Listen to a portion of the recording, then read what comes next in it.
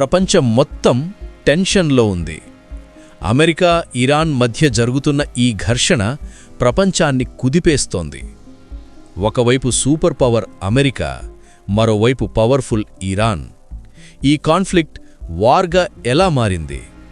Main reason nuclear issue. America చెబుతోంది Iran nuclear weapons develop చెయ్యకూడదు అని. ఇరాన్ చెబుతోంది మాకు రక్షణ కోసం అవసరమని.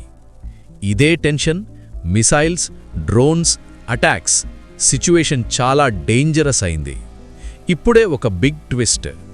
రెండు దేశాలు సీజ్ఫైర్ గురించి మాట్లాడుతున్నాయి. అంటే తాత్కాలికంగా వార్ ఆపడం. కానీ ప్రాబ్లం ఏంటంటే ఇరాన్ కొన్ని స్ట్రాంగ్ డిమాండ్స్ పెడుతోంది. అవి యాక్సెప్ట్ చేస్తేనే సీజ్ఫైర్ కంప్లీట్ అవుతుంది.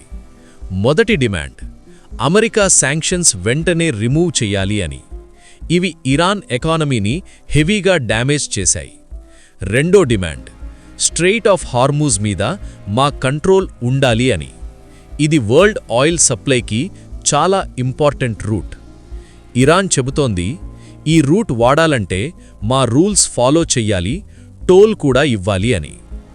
మూడో డిమాండ్, మా మీద ఫ్యూచర్లో అటాక్స్ చెయ్యకూడదు, సెక్యూరిటీ గ్యారంటీ కావాలి అని. ఇంకా వార్ వల్ల జరిగిన డ్యామేజ్కి కాంపెన్సేషన్ కూడా కోరుతోంది. ఇంకా America demands, Iran nuclear program ఆపాలి, మిసైల్స్ తగ్గించాలి, మిడిల్ ఈస్ట్ ఇన్ఫ్లుయెన్స్ తగ్గించాలి.